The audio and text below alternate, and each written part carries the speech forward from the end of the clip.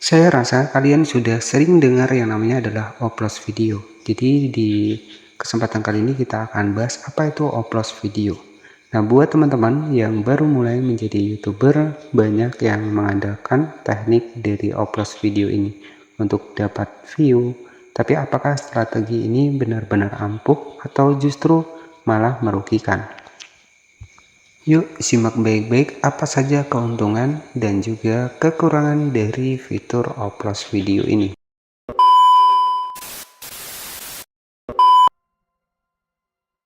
Kita akan bahas apa sih itu teknik dari oplos video teman-teman ya untuk di channel YouTube, dan apakah ini ada kekurangannya dan apakah ini ada keuntungannya. Jadi kita akan bahas di video kali ini.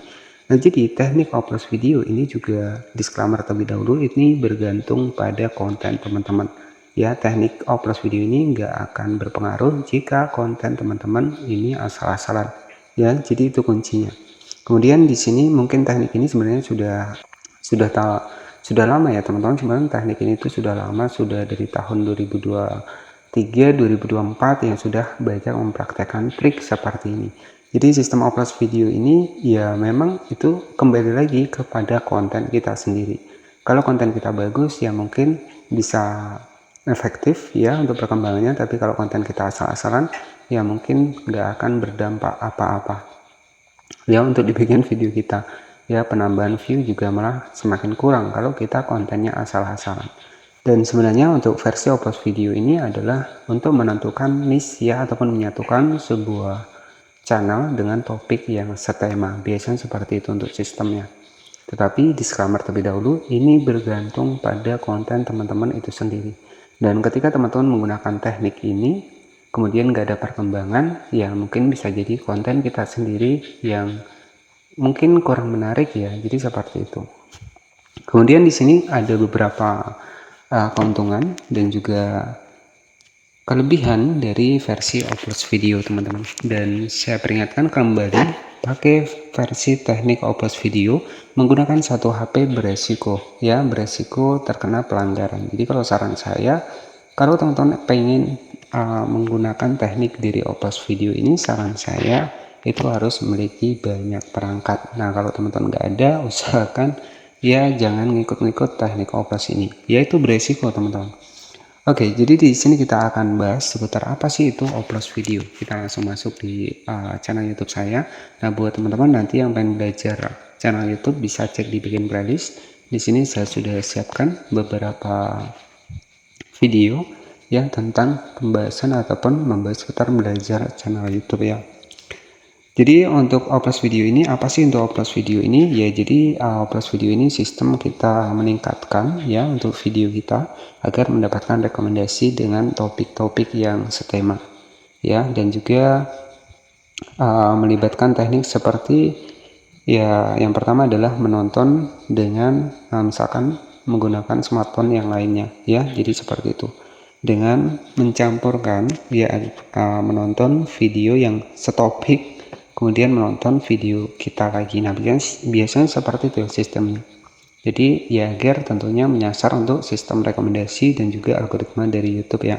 Dan namun di sini tuh ada yang harus teman-teman garis bawahi, dimana teknik seperti ini, untuk teknik seperti ini itu bisa menyebabkan, kalau teman-teman nggak tahu triknya, itu bisa menyebabkan pelanggaran standar kuantitas di YouTube ya. Nah, jadi untuk keuntungan yang pertama adalah ya, yang pertama peningkatan traffic, jelas kalau konten teman-teman bagus ya. Kemudian yang kedua, keuntungannya ya, ini kita bahas keuntungannya terlebih dahulu. Kemudian yang kedua adalah meningkatkan rekomendasi. Nah, memang pakai teknik ini bisa direkomendasikan, tetapi ya kalau kita menggunakan banyak perangkat ya. Tapi kalau kita hanya menggunakan satu HP ya, saya rasa mungkin dampaknya masuknya ke bagian dari kekurangannya nanti teman-teman kita akan bahas. Nah, jadi yang pertama peningkatan traffic ya, kemudian yang kedua meningkatkan rekomendasi, dan yang ketiga ya kesempatan video kita ini bisa rame. Tetapi jika video teman-teman ini bergantung lagi pada video teman-teman ya, jadi seperti itu. Nah, itu keuntungannya. Jadi ada tiga: peningkatan traffic, meningkatkan rekomendasi, dan juga kesempatan viral. Jadi apa itu rekomendasi? Ya, ini adalah kita mencari trik ya, bagaimana cara agar video kita ini bisa direkomendasikan di channel yang satu tema ataupun satu niche dengan channel kita. Nah, biasanya seperti itu. Dan ini masuknya dalam kategori ya bilang akal lah teman-teman ya. Jadi seperti itu. Kemudian di sini itu untuk keuntungannya. Jadi kita bahaskan keuntungannya terlebih dahulu.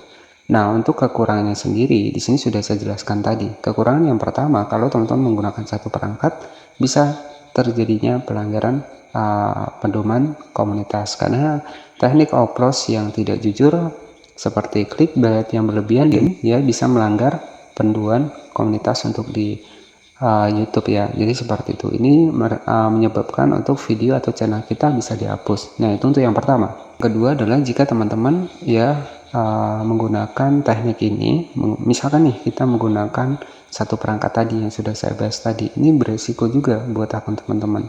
Ya, bukannya rame, nanti malahan ujung-ujungnya akun kita susah mendapatkan traffic. Ya, kemudian yang ketiga adalah resikonya ataupun kekurangannya adalah penurunan kualitas ya. Misalkan nih pakai teknik ini juga nggak ada perkembangan, jadi pakai teknik ini itu ya yang pertama mungkin yang lainnya ada yang berkembang, tapi ada juga yang nggak berkembang teman-teman. Jadi ya biasanya ya teknik yang kita gunakan mungkin bisa jadi salah ya. Jadi kalau saran saya pakai teknik oplos ini jangan hanya menggunakan satu perangkat saja, tetapi di sini untuk resikonya ya itu kalau sempat keseringan ya itu kita terkena pelanggaran di YouTube ya. Jadi secara garis besar ataupun secara keseluruhan, jadi meskipun oplos video bisa meningkatkan ataupun memberikan integritas dan juga kualitas konten ya, tetapi di sini juga ada kekurangannya kalau teman-teman nggak tahu triknya. Nah, jadi seperti itu ya. Buat teman-teman yang mungkin masih menggunakan teknik ini, ya nggak masalah ya, tetapi nanti kalau memang nggak ada perubahan ya udahlah, teman-teman fokus saja pada proses pembuatan konten. Jadi sebenarnya bagaimana sih cara kita bisa mendapatkan rekomendasi secara alami? Itu adalah fokus saja buat konten teman-teman. Jadi fokus buat konten yang setopik dan juga setema. Nah, nanti biasanya sistem rekomendasi itu akan berjalan dengan sendirinya.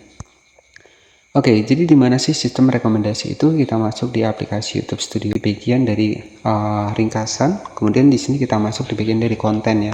Teman-teman bisa perhatikan di sini untuk sistem rekomendasi saya sendiri. Di sini cara penonton menemukan video Anda di sini itu dari rekomendasi 17%. Dan di sini saya tidak menggunakan teknik seperti oplos video, saya tidak menggunakan ya. Yang saya praktekkan hanya saya rajin posting saja teman-teman. Jadi di sini karena saya pengen channel ini jangka panjang ya, jadi saya nggak menggunakan teknik oplos video. Yang terpenting saya di sini itu rajin posting saja.